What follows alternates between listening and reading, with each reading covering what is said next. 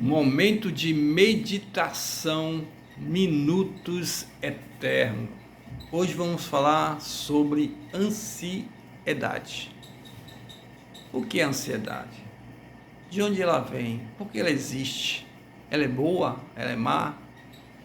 Bom, o início da ansiedade, ela vem de algo e traz instabilidade, insegurança, ausência de fé, né?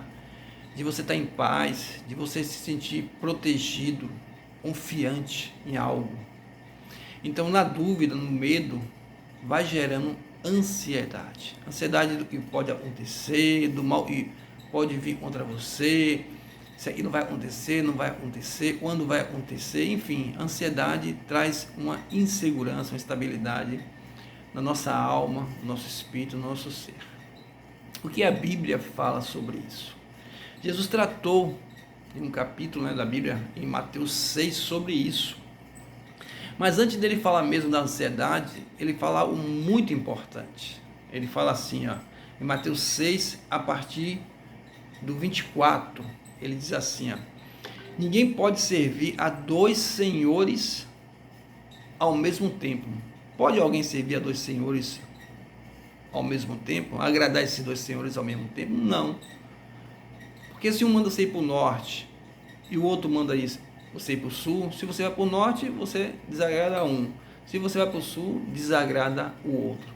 Então assim Jesus está falando, ninguém pode servir a dois senhores, porque ou há de aborrecer-se de um e amar ao outro, ou se devotará a um e desprezará o outro.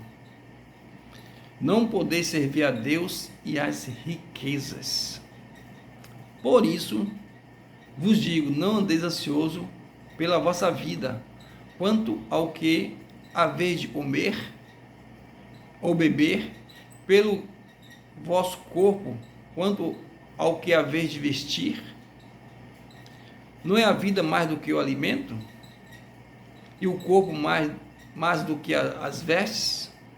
Observai as aves dos céus, não semeiam,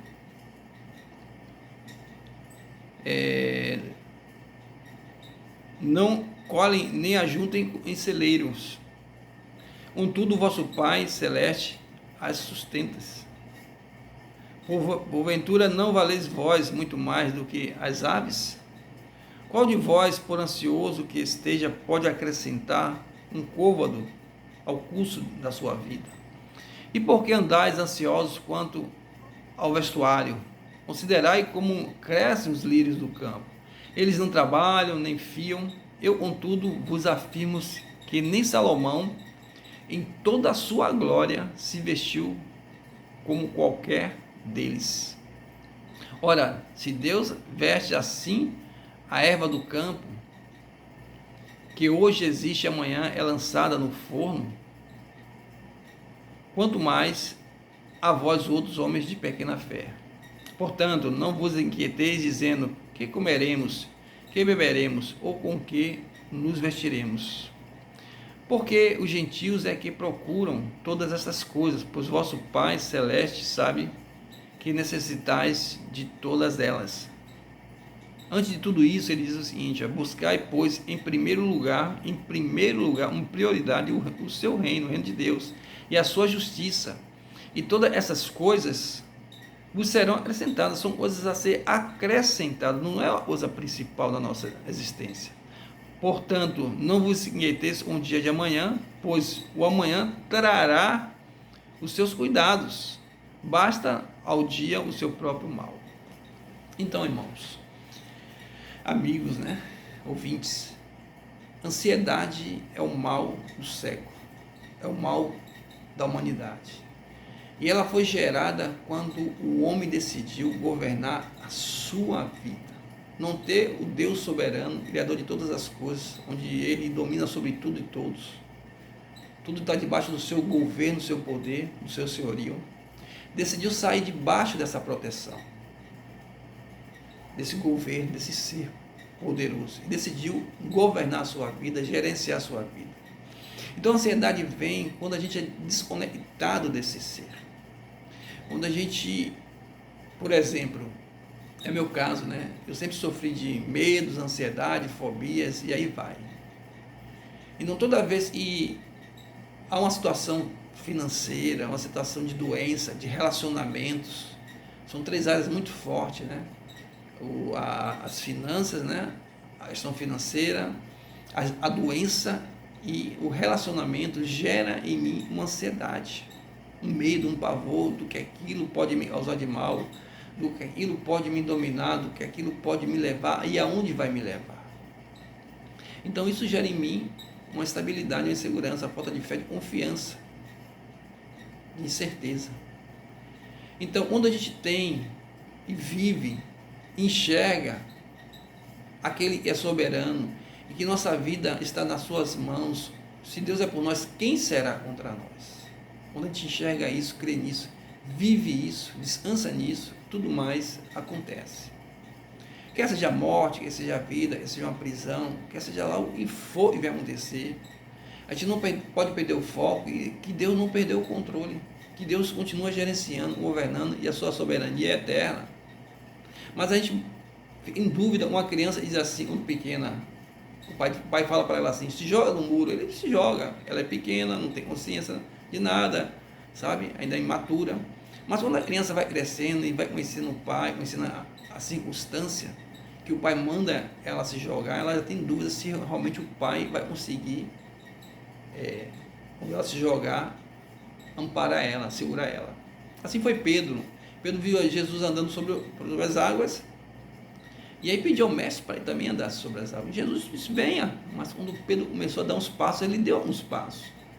Ele olhou para a circunstância, ele olhou para o medo, e ele começou a ter pavor, e aquilo roubou dele a segurança, a fé, a certeza, e aí naufragou. Então Deus, hoje, o que ele faz diante de uma sociedade, um povo ansioso, medroso, inseguro, instável? Ele traz ele mesmo, a fé. A fé, a partir de um novo nascimento, ela vem habitar dentro do homem, mas ela tem que ser crescente, ela tem que ser amadurecida, ela tem que ser edificada, construída dentro de um homem. E cada vez mais o homem vai praticando, ele vai crescendo de fé em fé. E o justo tem que viver por fé. E a fé é um exercício diário de confiança, né?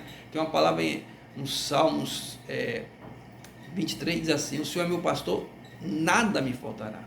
Então está dando certeza, o Senhor é o meu pastor, nada me faltará.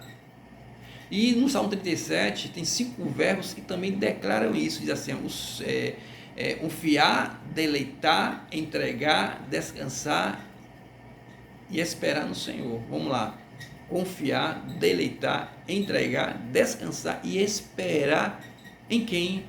Na sociedade, nos patrões, na igreja, nos governantes, nas pessoas, no próximo? Não, unicamente naquele que é soberano, aquele que nos ama, que nos fez para ele, que dele, por meio dele, para ele existimos, vivemos, nos movemos e vamos desaguar e vamos voltar. Mas a gente precisa encontrar esse Deus, a gente precisa enxergar esse Deus. Ele promete, desde o início, quando ele construiu todas as coisas, elaborou todas as coisas, ele no 7º dia descansou da sua obra, ou seja, está pronta. Foi ele que fez tudo. Depois ele chamou o homem para essa obra, não pediu o homem para se estressar com nada. Ele disse, não, vamos descansar no primeiro dia. Ou seja, no primeiro dia, depois que Deus trabalhou, ele chama o homem para descanso. E continua dando e chamando esse homem para esse descanso eterno. Lá em Hebreus 4 fala sobre isso, falando do passado, que resta, né, e existe um descanso para o povo de Deus, e o povo de Deus precisa entrar nesse descanso. Mas no próprio Hebreus fala que ele tem que entrar, se não me engano é Hebreus 19, né? Ou é 10, 19, alguma coisa assim, que ele fala sobre entrar nesse lugar de descanso, na presença de Deus, com a mente lavada com água pura, de toda a má consciência, de toda incerteza, de toda ansiedade, enxergar aquele que é e adivinhar aquele que é soberano, e mesmo em meio a nossas fraquezas, nossas tristezas, nossas fobias, nossos medos, nós temos em quem nos segurar. O próprio Paulo pediu a Deus que tirasse o espinho da carne, e estava causando nele ansiedade, medo e tudo mais, talvez fobia, uma pressão enorme, uma cobrança. Mas ele falou, Paulo, o meu poder, Paulo, se aperfeiçoa na fraqueza. Então todo aquele que é aperfeiçoado, começa na fraqueza. Onde eu estou fraco, aí eu estou forte. Onde eu vejo que nada eu posso fazer, que só Deus, por meio dele, né, através dele, sem ele nada podemos fazer, que eu entrego o meu caminho ao Senhor, confio nele e o mais ele fará. Onde eu estou plenamente um tetraplégico espiritual, mental, sentimental, na minha alma. Eu digo: Deus, você é meu tudo, você é meu braço, você é meus olhos, você é minha perna, você é tudo, sem ti eu não existo. Aí Deus começa a trabalhar em um coração de um homem que depende 100% dele. Então nós, um pecado veio habitar, uma independência, uma rebelião, gerou em nós essa ansiedade, essa instabilidade, essa insegurança. Então Deus, ele através da sua palavra, se a fé vem pelo ouvir a palavra de Deus, a palavra é medicina, a palavra restaura, edifica, a palavra aproxima, a palavra inspira, a palavra revela a Deus quem ele é, através do querigma, né, da contemplação desse ser por meio do Espírito Santo, do querigma, e há no Espírito, e a mesma forma, um didaquê poderoso, uma capacidade de fazer aquilo, e a minha mente, o meu ser, o pecado em mim, que essa natureza em mim, que essa lei em mim, e me leva a pecar, sabe? Encontra uma nova lei de poder, de didaquê, de prática, através do Espírito de Deus, que não vem de mim mesmo.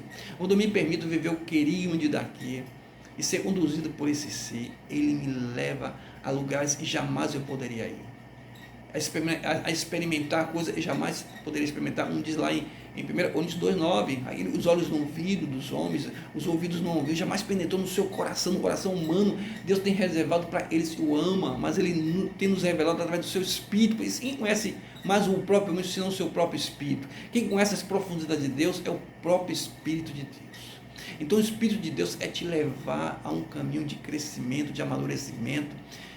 Talvez a ansiedade nunca seja curada em seu coração, ou seja, uma cisterna rota.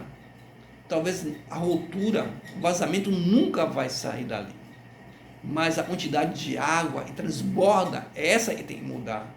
Enchei-vos do Espírito e jamais satisfareis o desejo da carne. Então a gente precisa colocar para dentro contemplação, querigma, adoração a esse Deus, a palavra dele, se alimentar diariamente dele, porque essa ansiedade é mínima, ela não vai, ela vai ser desprezível, ela não vai aparecer pela quantidade de busca, de ansiedade, de desejo de Deus que você tem no seu coração. Então a cura está na palavra, está na presença de Deus, está no exercício de contemplar Deus todos os dias, né, de ouvir sua voz, de praticar sua verdade, sua palavra. Então eu te animo, como diz lá em Apocalipse, iria finalizar aqui, que é uma árvore de vida lá na eterna casa de Deus, na Nova Jerusalém. Há um jardim que flui rios de água viva, onde já tem uma árvore, e será para a medicina das nações, do povo de Deus, que cura, santifica e restaura. Então Deus é esse alimento, é esse descanso. Deus é esse ser que vai te trazer paz, gozo, alegria e segurança. Há um refúgio de Deus para você, há um lugar secreto, há um lugar de descanso. Então encontre esse local e todos os dias e o dia todo fica nesse local de descanso, em nome de Jesus e através de Jesus. Lá em João 1,18 diz assim: aquele que está no seio do Pai nos deu a conhecer. Jesus está no seio do Pai, no coração do Pai, no colo do Pai, num lugar seguro, num lugar de aconchego, num lugar de proteção. E o Senhor nos conduz a esse local de proteção, mesmo ao medo, às ansiedades, às guerras, ao pavor que vai acontecer com esse mundo e está acontecendo. Mas esse local existe. Precisamos entrar com toda certeza de fé e segurança nesse local. O Senhor nos conduz em nome de Jesus a viver diariamente nesse lugar de descanso. Para finalizar agora sim, um cântico diz assim, de Asaf: não há lugar melhor, com tamanha paz, paz igual eu nunca encontrei jamais. É o lugar do meu prazer, onde todo medo se vai, medo, ansiedade, fobia. É o lugar do meu descanso, nos braços do meu Pai, braços esses que Jesus abriu, estendeu lá na cruz, por mim e por você.